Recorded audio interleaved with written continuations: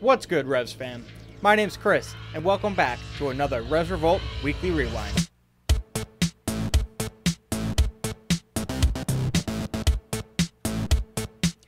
Welcome back. Thanks again for tuning in. It's been 2 weeks now. I didn't do a video last week, wasn't feeling too great, but we're back now and better than ever. And happy Memorial Day. I hope you get used to this new normal that we're having right now and enjoy your Memorial Day with you and yours. And be responsible, please. So the past couple weeks have been full of docuseries or strange sporting events. So we've had the match now, which was the Tom Brady, Peyton Manning celebrity golf tournament. Of course, The Last Dance, Michael Jordan's docuseries there on ESPN. And now we got another one coming up to look forward to. It actually started last night. It's called Lance. It's about Lance Armstrong and about his life, I guess. I don't really know too much about what it's about, but it looks really intriguing, and I suggest checking it out. Looking at the Revs now, of course, we don't have anything to talk about for on-the-pitch stuff, but there was another FIFA simulation this past weekend, and the Revs rolled to another victory, 4-3, over TFC, and I guess I shouldn't say rolled. It was a pretty contested back-and-forth battle, but of course, it's only a simulation, but it's all we got right now, so I'm enjoying it. And what a week it's been for kit launches. Portland Thorns and Forward Madison both dropping phenomenal designs this past week. Check them out if you haven't already. Unbelievable. And talking about kits, let's jump into the first opinion piece that I have this week. The MLS Best Kit Ever bracket that they did. What a joke. I mean, first of all, I fell in love with it right away. I was like, yes, let's do it. I got all in. Voted for a whole bunch of different kits that I liked, and it came down to the final four where the Revs 97 alternate kit, which was like a 4th of July special kit, I think, was one of the four final kits. And then there was also the Kansas City Wizards, a throwback from the 98 season or 98 season, I think it was. Yeah, 98. It was that beautiful rainbow stripe. I say beautiful, a lot of people say ugly, but to each their own. It's unique, that's for sure, and it's definitely MLS. And then we were left with Seattle Sounders, black kit with green accents, or Atlanta United's. I mean, at this point, every time MLS does one of these polls about what kits do you like better? What anything do you like better? What, you know, the goals, the goal of the season for, I think it was 2019, where Joseph Martinez had, you know, it was a really good goal. He scores so many good goals, but come on, man, that's not a goal of the season. And of course, you have the Atlanta Army there, whatever they call themselves, the foot mob or whatever, going crazy. I mean, credit to them. They have an incredible supporters fan base, but man, every one of these fan voted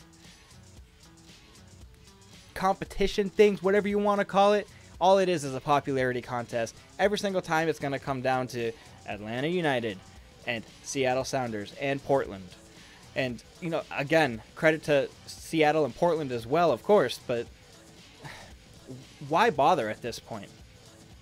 Like I said, I got so excited about this kit tournament, and then got to the final four, and I was like, oh, why did I care?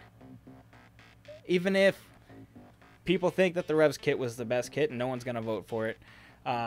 So I just want to congratulate Kansas City, the Kansas City Wizards, for having the best kit out of that, because Seattle, first of all, disqualified for having too many homers just voting because they're Seattle fans, not caring about what the kits look like.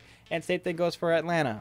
You know, at least Atlanta's kit is really sharp and clean. It's a quality kit, but it's not best ever of MLS.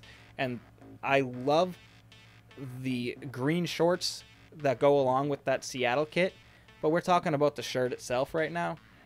I mean, even with the shorts, it's still not best ever for me. And you want to give it to Kansas City? They did win the vote over New England. Fine, I'll take that. I'm still proud that the Revs kit was top 4 all time. That's pretty cool. And I call it top 2. frankly, Atlanta, they should have lost in round 1 to Chicago. That Chicago hoop kit, oh my gosh, beautiful.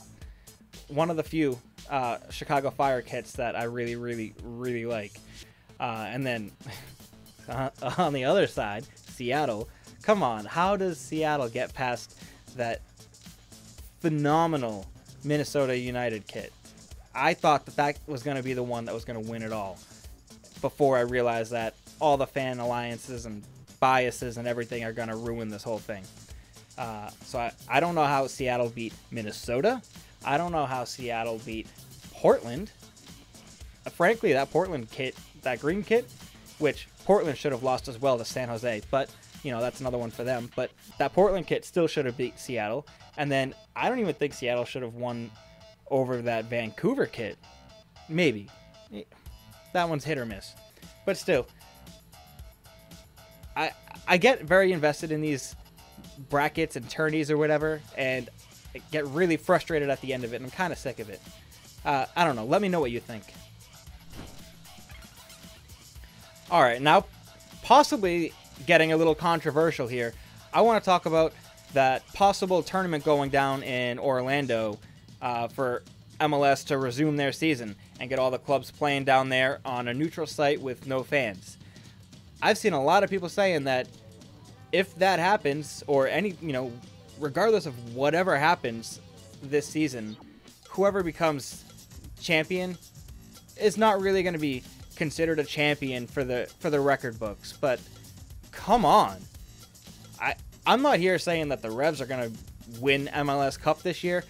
I really never have said that, and I do not think that's going to happen. There's a lot of really quality teams in the league, and the Revs are definitely on the up and up. But this is not the Revs' year. I mean, I can't even see some way that we fall backwards into MLS Cup and somehow win. With all the great teams that we've had in the past and couldn't get it done, this team is really good, but we're not going to win MLS Cup. So I'm not here saying MLS Cup champion 2020 is going to go down on the record books because I think the Revs are going to be that team. I'm saying it because whoever does it earns it. You can't put an asterisk next to it. Every team is dealing with the exact same issues. The only team that might have a slight advantage is Orlando City, and give it to them. What are they going to do with it? Like I said, every team's dealing with the same thing. There's no advantage or disadvantage to everybody playing down there. And honestly, it might be harder to win MLS Cup 2020 than any other season. So I give mad props to whatever team is going to come out on top this year. Unless it's LA Galaxy, New York Red Bulls, NYCFC. Alright, let's wrap up the episode now by looking at some responses that I've received on Twitter. First, I did send out a picture last week, or just over a week ago, maybe 2 weeks now, of myself in front of a green screen, saying have fun with it. And Mike, NERevs UK, of course, had he had some fun with it and put a nice little plug in his channel in there as well. Check it out.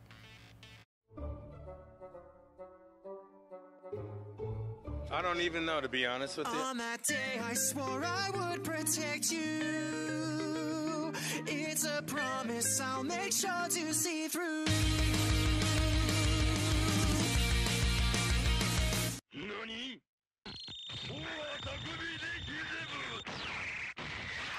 Great job, Mike. Thank you so much for sending that in. And if you haven't already, please check out NERevs UK. It's definitely worth your time. All right, and I have a question here from Mike Kennedy over on Twitter. Mike says, does having no fans destroy the experience for you, or is that less of a focus than the quality and action on the field itself? So I assume you're referring to the Bundesliga action that we've been seeing the past couple weeks, which it's hard to tell. For me, it doesn't really ruin it because I've been starved of it for 2 months now. If you took this from having fully packed games, you know, week in and week out, and then all of a sudden cut it and say no more fans, that would definitely take away from it a lot for me.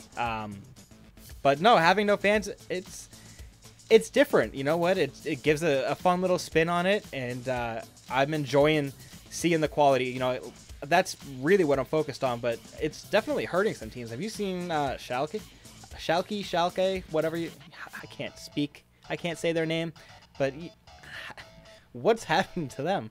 I think they've dropped 7 goals conceded now in 2 games. If I've seen that correctly, I could be wrong. Correct me if I am, which I'm often am. But yeah, no, it's not really bothering me too much. And I did like, there was one team, was it Mönchengladbach? I think it was. They sold for £19 or something like that. They would put a cardboard cutout of your face in the stands, and they sold. I forget what the number was. 13,000, I think it was.